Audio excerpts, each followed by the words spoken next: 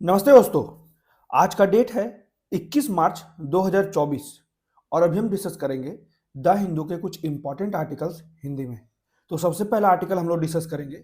अभी लगातार न्यूज में देखा जा रहा है जोमेटो के साथ जो विवाद हो रहा था कि जितने भी वेज फूड वाले हैं उनके लिए एक अलग कम्युनिटी को रिक्रूट करने की बात की गई थी जोमेटो के द्वारा। उसी को कहा जाता है वेज फ्लीट, जो सिर्फ और सिर्फ वेज फूड को डिलीवर करने के लिए एक ग्रीन कलर का यूनिफॉर्म प्रोवाइड किया गया था इन डिलीवरी बॉयज को। ठीक है, तो इसी के लिए विवाद हो गया था कि कहीं ना कहीं इसे बांटा जा रहा था वेज और नॉन वेज खाने वाले कम्युनिटी के बीच में। मतलब कि जो लोग वेज खाते हैं वो अगर नॉन वेज देने वाले कोई भी डिलीवरी बॉय अगर वेज खाने को छू देता है तो कहीं ना कहीं यहाँ पे छुआछूत जैसी बातें आ गई थी। इसलिए इस आर्टिकल में कहा जाता है ये जो स्थिति है कहीं ना कहीं जाति और धर्म के आधार पर भेदभाव को प्रेरित करती है, जिसे वर्तमान समय में बांटा जा रहा था वेज खाने वालों और नॉन वेज खाने वाले के जो ऑप्शंस थे उनके बीच में बंटवारा किया जा रहा था।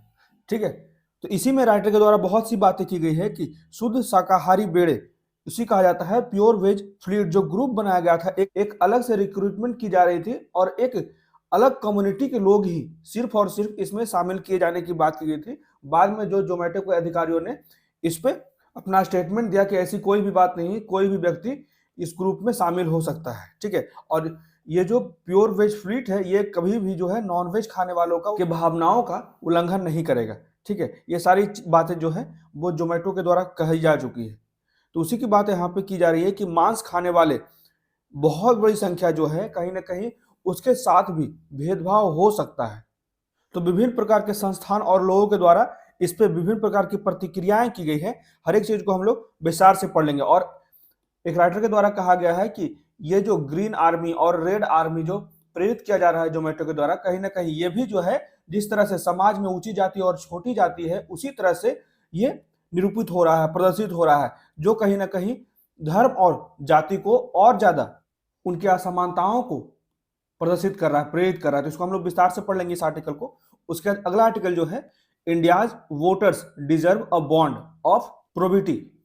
मतलब कि इसमें क्लियर कहा जा रहा है कि भारत के मतदाता जो हैं वो ईमानदारी के बंधन के मतपत्र को प्राप्त करने की अधिकार रखते हैं। यहाँ पे क्लियर कहा जा रहा है कि जब से भी देश आजाद हुआ है तो हमारे संविधान में अस्पृश्यता हो गया, प्रवर्तनीयता हो गया या फिर विभिन्न प्रकार के जवाबदेही की कमी के परिणाम स्वरूप ही हमारे संविधान में सभी कानून और नीतियां जो है वो सार्वजनिक मुद्दे को संबोधित करने के उद्देश्य से बनाई गई है, ताकि समस्या की पहचान होने पर स्थिति को सुधारा जा सके।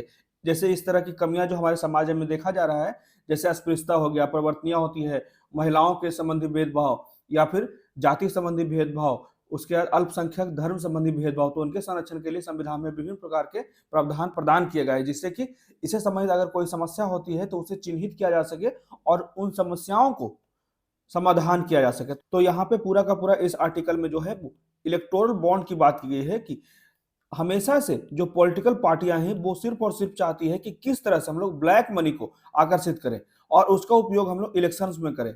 ठीक है, और उसी के बाद जो बड़ी मात्रा में बड़े उद्योग जो है फंडिंग करते हैं अगर इलेक्शंस का, तो इसलिए जो है इलेक्शन जो है वो भेदभाव पूर्ण हो जाता है, क्योंकि पहले से ही अगर कोई व्यक्ति बड़ी मात्रा में किसी से पैसा ले लेता है तो जब उसका शासन आता है उस समय भी उसे लाभ प्रदान करना मजबूरी हो जाती है। तो इसलिए इस आर्टिकल में कहा जा रहा है राइटर के द्वारा कि आजादी के 70 साल बाद भी देश जो है वो राजनीतिक दलों की वित्त पोषिता, ठीक है, जो राजनीतिक पार्टियों को वित्त पोषण दिए जाते हैं, पैसे दिए जाते हैं, फंडिंग की जा रही है, उसका एक पारदर्शी तरीका भी हम लोग विकसित नहीं कर पाए, हम भारतीय विकसित नहीं कर पाए हैं, जो स्वतंत्र और निष्पक्ष चुनाव की प्रणाली के लिए अत्यंत महत्वपूर्ण है। ठीक है, तो इसलिए जो है इस पूरे आर्टिकल में कहा जा रहा है कि किस तरह से हम लोग अपनी राजनीति को पारदर्शी और ईमानदार की ओर आगे बढ़ाएंगे। इसमें सिंपली कहा जा रहा है कि भविष्य में जो काले धन की उत्पत्ति को रोकने के साथ साथ जो राजनीतिक फंडिंग में अधिक पारदर्शिता और जवाबदेही लाने की बात की जा रही है। ठीक है, तो इसको हम लोग विस्तार से पढ़ लेंगे।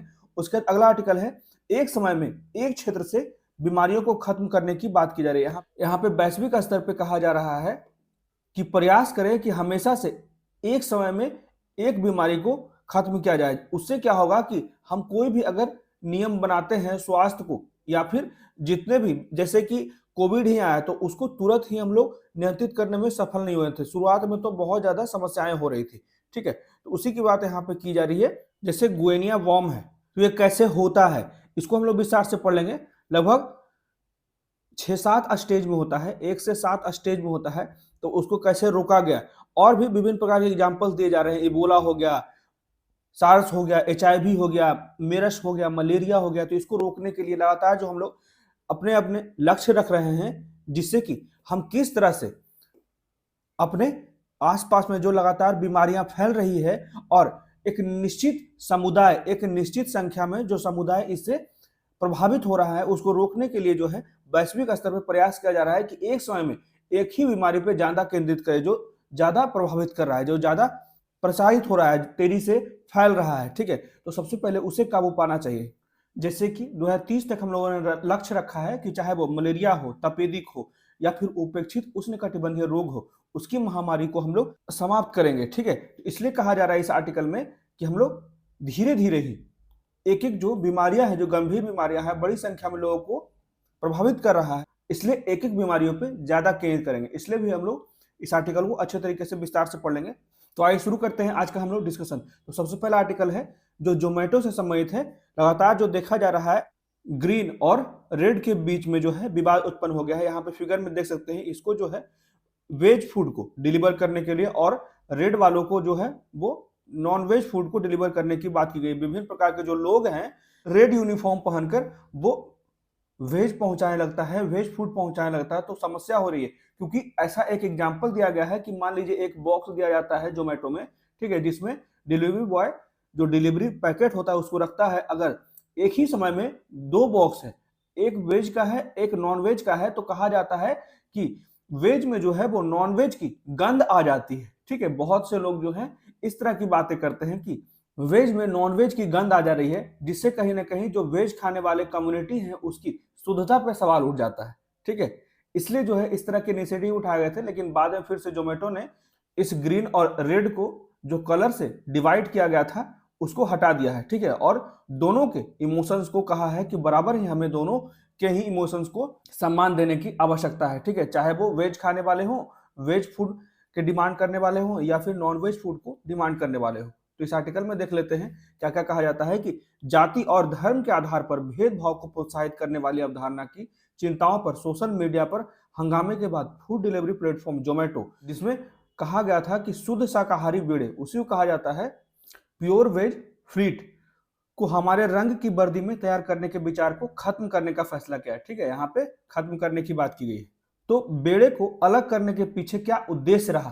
पिछले ऑर्डर से गिरे हुए भोजन की गंध, ठीक है? अभी मैंने बोला ना कि अगर नॉनवेज कोई व्यक्ति मंगाया है और उसके जस्ट बाद अगर कोई व्यक्ति वेज फूड ऑर्डर करता है, तो वेज फूड ऑर्डर करने वालों का ये कंप्लेन रहा है कि इसमें इसके साथ नॉनवेज फूड को भी डिलीवर किया गया है, इसलिए नॉनवेज का भी इसमें गंध आ गया है, ठीक है? उसी को रोकने के लिए जो है इस तरह के एक ग्रीन डिलीवरी बॉय का एक ग्रुप बनाया गया था जो सिर्फ और सिर्फ वेज फूड को डिलीवर करेंगे, ठीक है? बाद में जो विवाद हुआ उसके बाद इसे रोक दिया गया।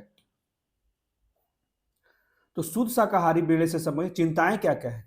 तो ड्रेस कोड को वापस लिए जाने का जो कुछ यूनियन नेताओं ने स्वागत किया है। ये जो ड्रेस कोड को अभी जो रेड और ग्रीन का जो ड्रेस कोड रखा गया था जोमेटो के द्वारा, बाद में जो विवाद होना शुरू हो गया, ठीक है, उसके बाद वापस लिया गया। तो उसी के बाद जो है बहुत से यूनियन नेताओं ने इस निर्णय का, जोमेटो का निर्णय का सपोर्ट किया और अधिकांश ने उस पद्धति पर चिंता व्यक्त की जिसके द्वारा शुद्ध शाकाहारी बेड़े के लिए डिलीवरी पार्टनर का चयन किया जाएगा।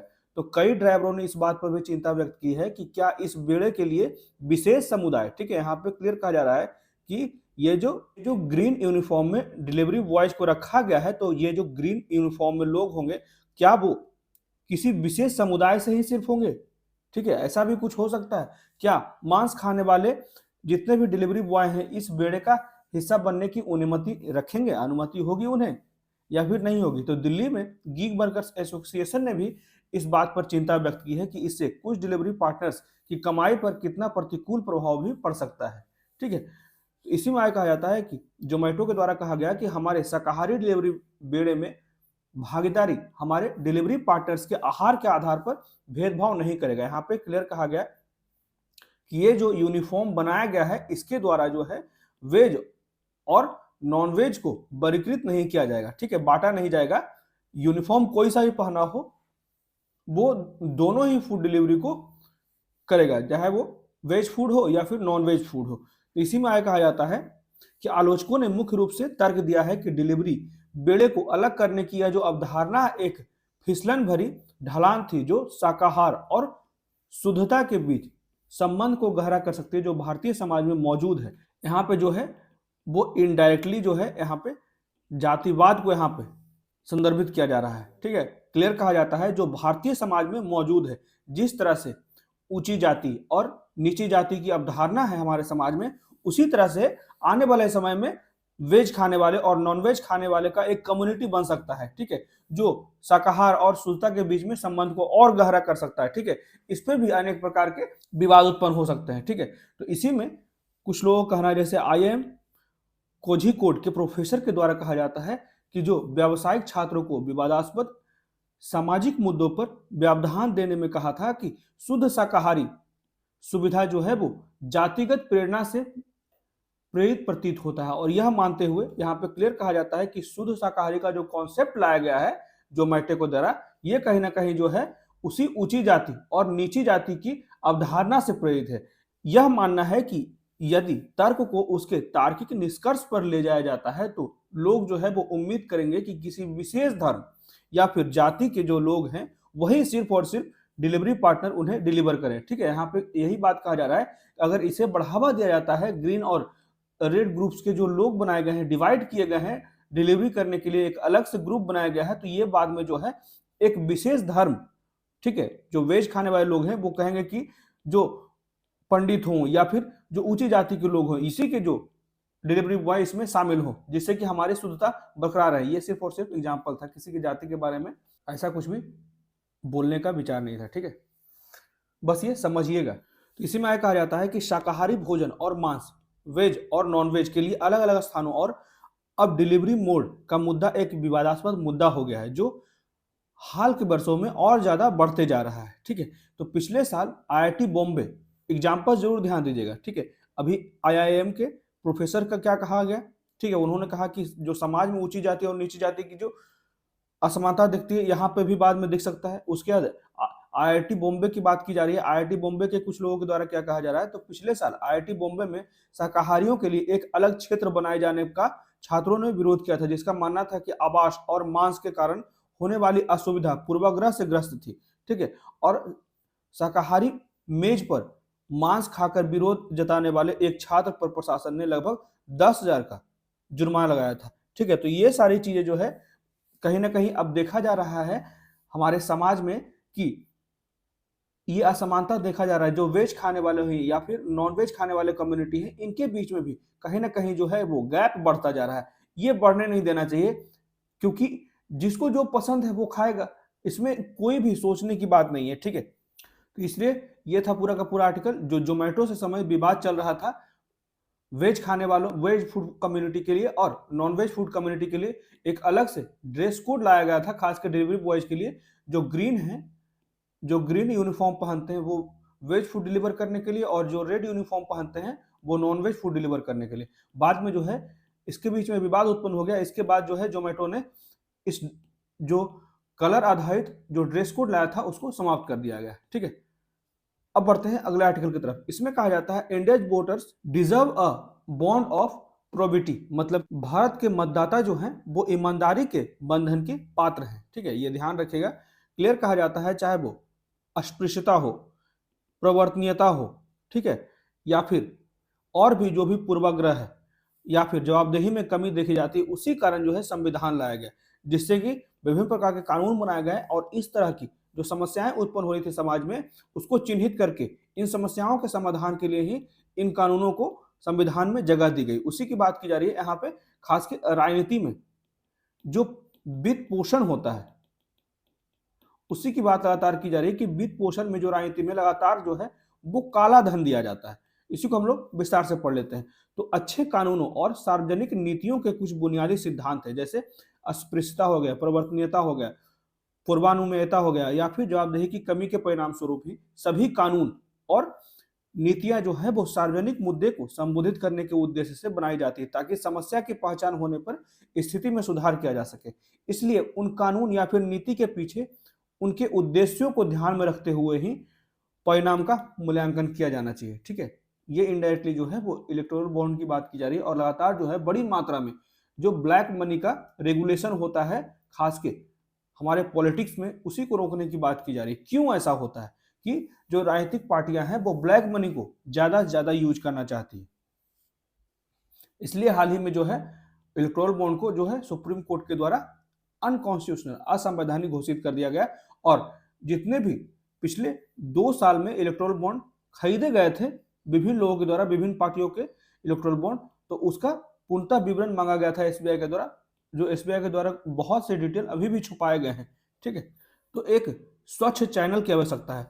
अपने बजट भाषण 2017-18 के पैराग्राफ 143 में जो 17-18 में वित्त मंत्री थे उनके द्वारा कहा गया था कि सरकार का उद्देश्य काले धन को खत्म करना है और एक समस्या और बयान था कि आजादी के 70 साल हो चुके हैं, उस समय की बात हो रही है 2017-18 की। ठीक है, तो उस समय के जो तत्कालीन वित्त मंत्री थे उनका ये वक्तव्य है कि 70 वर्ष हो जाने के बाद भी देश की राजनीतिक दलों को वित्त पोषित करने का एक पारदर्शी तरीका विकसित नहीं कर पाए हैं जो स्वतंत्र और निष्पक्ष चुनाव की प्रणाली के लिए अत्यंत महत्वपूर्ण है।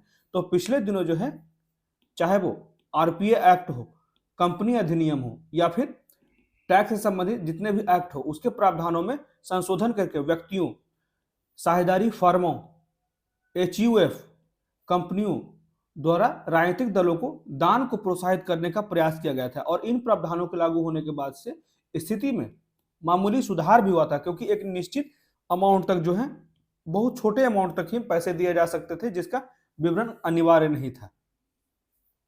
तो राजनीतिक दलों को अपना अधिकांश धन जो है वो गुमनाम दान के माध्यम से प्राप्त हो रहा था जिसे नगद में दिखाया जाता था। इसलिए जो है भारत में राजनीतिक फंडिंग की व्यवस्था को साफ करने के लिए प्रयास किए जाने की आवश्यकता है। ठीक है, अभी एक जो बहुत ही महत्वपूर्ण कदम उठाया गया सुप्रीम कोर्ट के द्वारा कि इलेक्टोरल बॉन्ड को असंवैधानिक घोषित कर दिया गया। तो इसी में कहा जाता है कि समस्या का कारण जो है वो जितने भी लोग इलेक्टोरल बॉन्ड देते हैं या फिर दान करते हैं उनकी चेक या फिर अन्य पारदर्शी तरीकों से दान देने में अनिच्छा। ठीक है, यहाँ पे क्लियर कहा जाता है लीगल तरीकों से वे दान नहीं करते हैं, चाहे वो चेक हो या फिर सही तरीके से अकाउंट से ट्रांसफर करें, ये नहीं चाहते हैं। ठीक है, चेक या अन्य पारदर्शी तरीकों से दान करने में अनिच्छा बताया गया है क्योंकि इससे उनकी पहचान का खुलासा होने का खतरा होता है और उन पर प्रतिकूल प्रभाव पड़ सकता है। इसलिए जो है वो ज्यादा से ज्यादा विभिन्न जो उद्योगपति हैं वो ब्लैक मनी को दान करते हैं। ठीक है, अव्यवहारिक तरीके से, इलीगल तरीके से,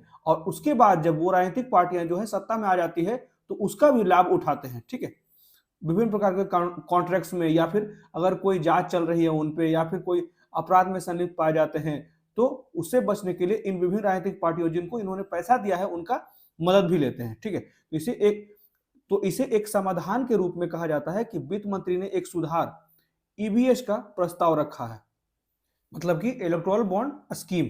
ठीक है, उसी की बात की जा रही है।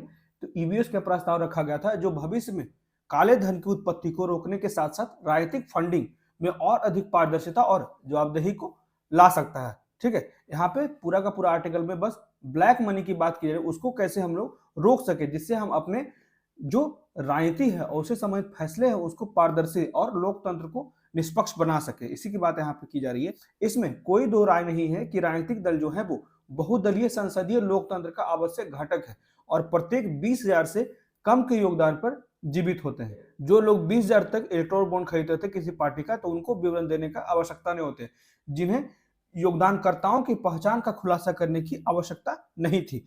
इस तरह कथित तौर पर काला धन आयकर छूट का लाभ उठाने वाले राजनीतिक दलों के खातों में पहुंच रहा था। ठीक है, काला धन ही ज्यादातर जो है वो पहुंच रहा था जिससे कि वो अपने टैक्स को बचा सके। तो इसी में आगे कहा जाता है ईबीएस, उसी को कहा जाता है इलेक्टोरल बॉन्ड स्कीम। तो इस तथ्य से कहा जाता है कि ईबीएस से पहले और बाद में चुनावों के दौरान करोड़ों रुपए खर्च किए गए थे।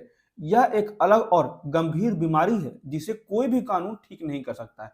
इसलिए इलेक्टोरल बॉन्ड भी अपने घोषित उद्देश्य के बावजूद इसमें सफल नहीं हो पाया। इसलिए जो है बाद में सुप्रीम कोर्ट के द्वारा इलेक्टोरल बॉन्ड को जो है असंवैधानिक घोषित करना पड़ा। तो इस प्रकार जो है, जबकि राजनीतिक दल जो है वो इलेक्टोरल बॉन्ड के माध्यम से समृद्ध हुए। जैसे कि इसी बार की बात कर लें तो बीजेपी को सिर्फ 6060 करोड़ रुपए मिले हैं इलेक्टोरल बॉन्ड से। वहीं उसके बाद तृणमूल कांग्रेस को लगभग 1270 करोड़ मिले हैं। उसके बाद आईएनसी, इंडियन नेशनल कांग्रेस, उसको भी लगभग 1000 करोड़ के आसपास मिले हैं। ठीक है, जो टॉप में 3 पार्टियां थी। तो ये देख सकते हैं कि ये जो इलेक्टोरल बॉन्ड लाया गया उससे राजनीतिक दल बहुत ज्यादा समृद्ध हुए। चुनाव अभियान में इस्तेमाल किए गए धन का रंग अभी भी नहीं बदला, वो ब्लैक ही है। ठीक है, इसमें कोई संदेह नहीं है कि इलेक्टोरल बॉन्ड ने दाता के बैंक खातों से राजनीतिक दल के बैंक खाते में धन प्रवाहित करने के लिए एक स्वच्छ चैनल बनाया है। तो संदिग्ध धारणा यह है कि चूंकि बॉन्ड खरीदने के लिए उपयोग की जाने वाली धनराशि एक निर्दिष्ट बैंक के खाते से निकाली जाती है, इसलिए उन निधियों का स्रोत भी साफ होता है। ठीक है, यहाँ पे क्लियर कहा जा रहा है कि इससे जो है हमें विवरण लेने में आसानी होती है। इसलिए ही सुप्रीम कोर्ट ने एसबीआई को कड़ी चेतावनी दी थी कि जल्द से जल्द इलेक्टोरल बॉन्ड से संबंधित सभी डिटेल्स को दिया जाए। तो सुप्रीम कोर्ट ने कहा कि इलेक्टोरल ट्रस्ट के रूप में एक समान चैनल मौजूद था और अब भी है, जो अधिक पारदर्शी है। इलेक्टोरल ट्रस्ट, तो भारतीय स्टेट बैंक ने अब तक जो इलेक्टोरल बॉन्ड का डिटेल्स प्रदान किया है सुप्रीम कोर्ट को, ठीक है, इलेक्शन कमीशन को, तो भारतीय स्टेट बैंक ने अब तक जो भी जानकारी प्रकट की उससे पता चलता है कि कई खरीदारों ने ऐसे बॉन्ड खरीदे हैं जो उनकी व्यावसायिक आय से अधिक प्रतीत करते हैं। ठीक है, जितना उनका बिजनेस का आय है उससे ज्यादा ये दान कर दिए हैं। तो खरीद के लिए उपयोग किए जा रहे हैं जो धन के स्रोतों की वैधता के बारे में स्पष्ट प्रश्न उठते हैं। तो यह निश्चित रूप से नहीं कहा जा सकता है कि राजनीतिक दलों के निर्दिष्ट खातों में जो धनराशि पहुंची है वह व्हाइट मनी है। ठीक है, यहाँ पे क्लियर कहा जा रहा है कि व्हाइट मनी है, ऐसा नहीं कह सकते हैं। तथाकथित स्वच्छ चैनल को दूषित होने से बचाने के लिए कोई सुरक्षा उपाय नहीं थे, इसलिए जो है सुप्रीम कोर्ट ने इलेक्टोरल बॉन्ड को रद्द कर दिया। इसका मतलब यह होगा कि एसबीआई के पास उस व्यक्ति का कोई रिकॉर्ड नहीं है जिसने एक विशिष्ट बॉन्ड खरीदा है। तो बॉन्ड में अल्फा न्यूमेरिक नंबर केवल बॉन्ड की प्रामाणिकता को सत्यापित करने और इस प्रकार ऑडिट आवश्यकता को पूरा करने के लिए एम्बेड किया गया था।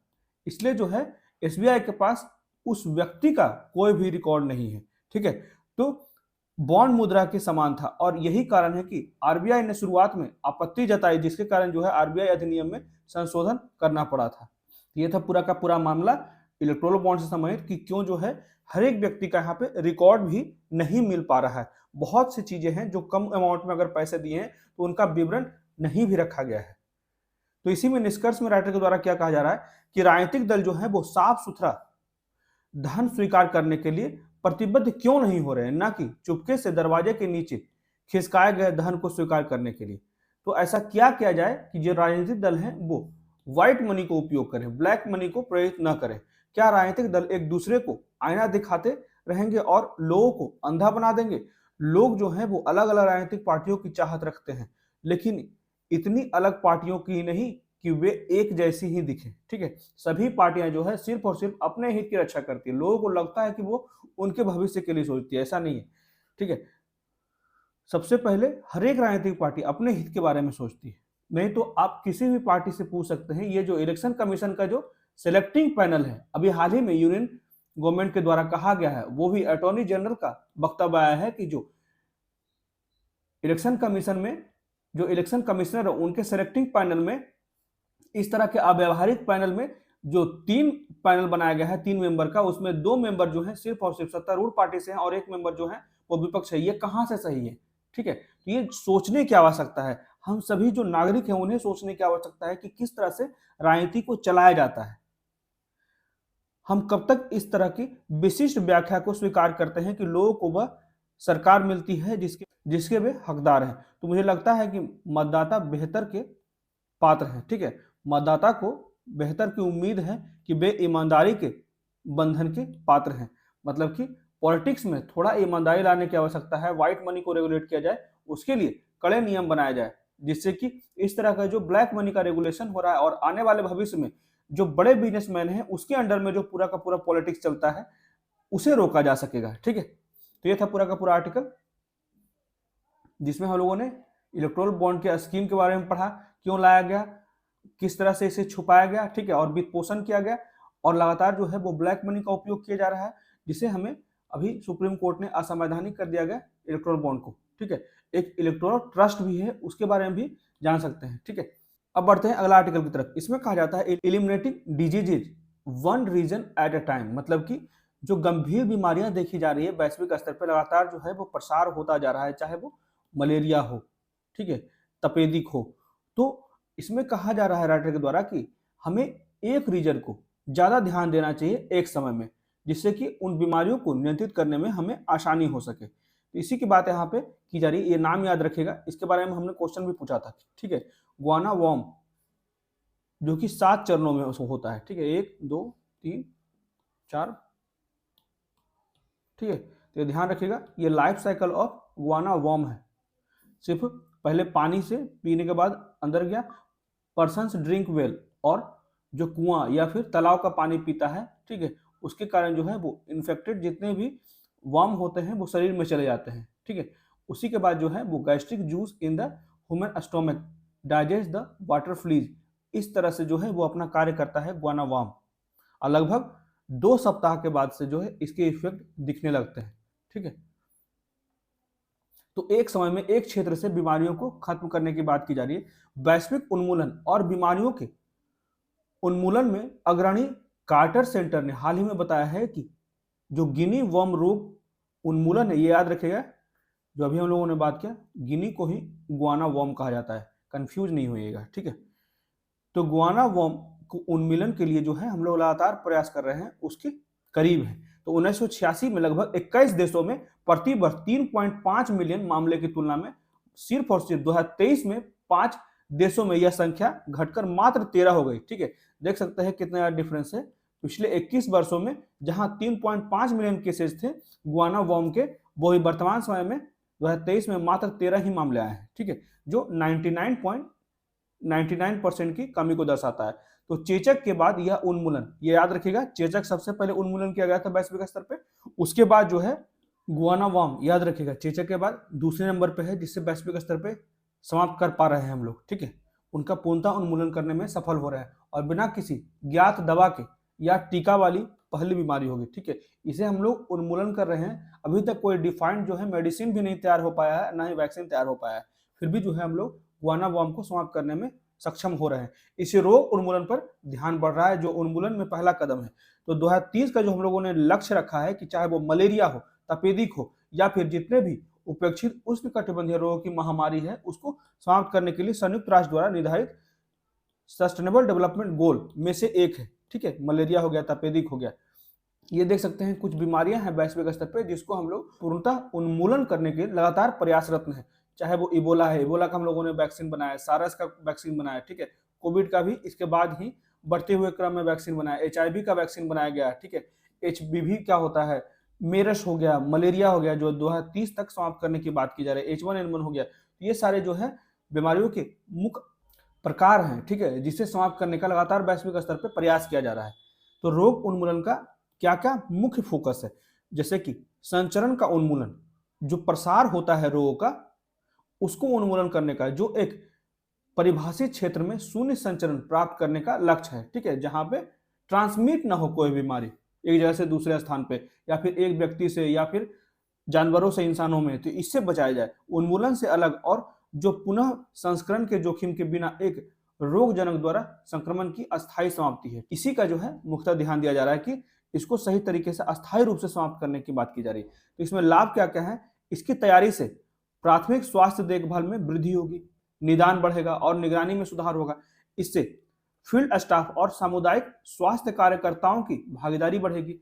सबसे बढ़कर यह ध्यान रखेगा, इसको पॉइंट्स में भी लिख सकते हैं, ठीक है, पहला हो गया, दूसरा हो गया, और तीसरा जो है यह उच्च राजनीतिक और नौकरशाही प्रतिबद्धता और सार्वजनिक समर्थन को भी उत्पन्न करेगा, और इन प्रयासों का स्वास्थ्य व्यवस्था पर भी सकारात्मक प्रभाव पड़ेगा। अब हानिकारक क्या क्या है, जैसे ट्रांसमिशन को खत्म करना, जो है जो हम लोग सामुदायिक ट्रांसमिशन हो रहा है रोगों का, ठीक है, जो डिजीज जो ट्रांसफर हो रहे हैं, ट्रांसमिट हो जाते हैं, उसको कैसे रोका जाएगा। तो ट्रांसमिशन को खत्म करना बहुत ज़्यादा चुनौतीपूर्ण है, और हमारे पास जो है समाप्त करने के लिए पर्याप्त संसाधन भी नहीं है। तो यह सिस्टम पर भारी बोझ डालता है, ठीक है, और अन्य महत्वपूर्ण स्वास्थ्य कार्यों की उपेक्षा का भी एक कारण है। जो महत्वपूर्ण स्वास्थ्य संबंधी कार्य हैं इधर ज्यादा फोकस किया जा रहा है कि ट्रांसमिशन को हम लोग रोक पाए, तो जो महत्वपूर्ण स्वास्थ्य कार्य हैं वो भी प्रभावित हो रहे हैं, खासकर कमजोर स्वास्थ्य प्रणालियां। ठीक है, तो निगरानी प्रणालियों की आवश्यकता क्यों है? लगातार जो है सर्विलेंस किया जाए, ठीक है, ध्यान रखा जाए, मॉनिटर किया जाए। तो सरकार को बीमारी की हर घटक को पकड़ने में सक्षम निगरानी प्रणाली विकसित करने, जांच और पुष्टि के लिए प्रयोगशालाओं को मजबूत करना चाहिए। ठीक है, लैब्स को बेहतर बनाने की आवश्यकता है। दवाओं और उपभोग सामग्री की उपलब्धता सुनिश्चित करने और उन्मूलन रणनीति की कठोर आवश्यकताओं पर कार्यबल को प्रशिक्षित करने में निवेश करने के लिए तैयार करना चाहिए। ठीक है, तो उन्मूलन हो जाने के बाद भी पुनर्उत्पादन का पता लगाने, मतलब कि कोई रोग अगर समाप्त तो हो गया है फिर भी जो है लगातार उसको मॉनिटर करते रहना चाहिए। नहीं तो अगर हम लोगों ने उसका मॉनिटर करना छोड़ दिया और बाद में अचानक से उस रोग का प्रसार हो गया तो उसे हम लोग नियंत्रित नहीं कर पाएंगे। उसी की बात की जा रही है कि पुनर्उत्पादन का पता लगाने के लिए निगरानी जारी रखना चाहिए, क्योंकि रोगजनक का उन्मूलन नहीं हुआ होगा। जो रोग प्रोड्यूस कर रहे हैं उसका पूर्णतः जो है वो हम लोग उन्मूलन नहीं कर सकते। किसी भी अगर विशेष परिस्थिति बन जाता है उन वायरसेज के लिए या फिर जो बीमारी उत्पन्न करते हैं, तो फिर से वो उत्पन्न हो सकता है। ठीक है, जो रोग उत्पन्न करता है, रोगजनक जो वायरसेज होते हैं। अब क्षेत्रीय स्तर पे किस तरह से हम लोग नियंत्रण करेंगे, इसी की बात शुरुआत में ही राइटर के द्वारा कही गई है कि हम लोग एक क्षेत्र पे ज्यादा ध्यान केंद्रित करेंगे किसी भी एक रोग को समाप्त करने के लिए। तो बहु क्षेत्रीय सहयोग, नवाचार को प्रोत्साहित करना और स्थानीय रूप से प्रभावी समाधानों को अपनाना जो रोग उन्मूलन की सुविधा प्रदान करता है, जो क्षेत्रीय स्तर पर अधिक प्रभावी ढंग से। ठीक है, यहाँ पे क्लियर कहा जा रहा है कि अगर एक क्षेत्र पे एक रोग पे ज्यादा ध्यान केंद्रित करेंगे तो उसका बहुत ज्यादा सर्वोत्तम परिणाम हमें प्राप्त होगा। अगर बहुत सारे लक्ष्यों को भेदना चाहेंगे तो कोई भी लक्ष्य हमें प्राप्त नहीं होगा। अगर एक लक्ष्य की ओर हम लोग ध्यान देंगे तो हमें लक्ष्य प्राप्त हो जाएगा। ठीक है, इसी की बात की जा रही है कि छोटी इकाइयां या फिर अन्य आवश्यक कार्यों को प्रभावित किए बिना अतिरिक्त भार को बेहतर ढंग से प्रबंधित करने के लिए संसाधनों को फिर से तैनात कर सकती है, जबकि उन्मूलन क्षेत्रवार आगे बढ़ सकता है और राष्ट्रीय और राज्य स्तरों को इस प्रक्रिया का स्वामित्व लेना चाहिए। ठीक है, यही बात कहा जा रहा है कि क्षेत्र में एक रीजन वाइज ही इस तरह के डिजीज का जो फैलाव होता है, ठीक है, प्रसार होता है, उसको नियंत्रित किया जा सकता है, जिससे हम लोग अच्छे तरीके से एक योजनाबद्ध तरीके से इन रोग को हम लोग समाप्त करने में सफल हो पाएंगे। तो क्षेत्रीय उन्मूलन के चरणबद्ध तरीके को राष्ट्रीय स्तर पर परिणति करने की योजना जो है वो पूरे देश के परिदृश्यों से बनाई जानी चाहिए और क्षेत्रीय कार्यान्वयन के लिए तकनीकी और भौतिक समर्थन की आवश्यकता है और क्षेत्रीय उन्मूलन की प्रगति की निगरानी जो है उसको करना चाहिए। इसी तरह से केवल केंद्र सरकार ही राज्यों में और प्रवेश के बंदरगाहों पर बीमारियों के प्रसार से निपट सकती है। इसलिए यहाँ पे जितने भी ट्रांजिशनल एरिया हैं जहाँ पे दो क्षेत्र मिलते हैं, दो देश मिलते हैं, ठीक है, वहां पे ज्यादा निगरानी रखने की आवश्यकता है, लगातार मॉनिटर करने की आवश्यकता है, जिससे हम लोग रोग के प्रसार को रोक सकें, ताकि पुनर्उत्पादन को नियंत्रित किया जा सके और भारत में राष्ट्रीय उन्मूलन को सबसे प्रभावी ढंग से प्राप्त किया जा सके। तो उन्मूलन से शुरुआत करके और पूरे देश में क्षेत्र दर क्षेत्र इसे बढ़ाते रह सकते हैं। ठीक है, जिससे गंभीर बीमारियों के प्रसार को हम लोग रोक पाएंगे और जड़ से खत्म करने में हम लोग सफल हो पाएंगे। ठीक है, तो ये था आज का द हिंदू का कुछ इंपॉर्टेंट आर्टिकल्स। एक बात और बता दूं, अभी होली तक करंट अफेयर्स के जो क्वेश्चंस थे वो नहीं आएंगे। मैं प्रयास करूंगा एक साथ ही पूरा एक वीक का क्वेश्चन दे दूं। ठीक है, क्योंकि मैं उस लोकेशन पे नहीं हूं, ये जो पीपीटी बनाया गया है ये मेरे भाई के द्वारा बनाया गया है। ठीक है, तो वो दूसरी जगह है, इसलिए मेरे पास लैपटॉप ही नहीं है, इसलिए पीपीटी बनाया गया है भाई के द्वारा। तो प्लीज ध्यान रखिएगा, कोड भी नहीं अभी आ रहा है क्योंकि मैं कुछ भी एडिट करता ही नहीं हूँ। तो एक वीक में फिर से शुरू हो जाएगा जितने भी मैं क्वेश्चंस डेली डालता हूं करंट अफेयर्स रिलेटेड। ठीक है, और ये ध्यान रखिएगा अभी डेट बढ़ा दिया गया है यूपीएससी के पीटी का, जो कि पहले 26 मई था उसे बढ़ाकर 16 जून कर दिया गया है। तो इसका भरपूर लाभ उठाएं आप लोग और अच्छे तरीके से जो कमियां रह गई है उसे सुधारें। तो आज का डिस्कशन कैसा लगा प्लीज मुझे कमेंट करके बताएं और मेरे वीडियो को ज्यादा से ज्यादा लाइक करें, शेयर करें और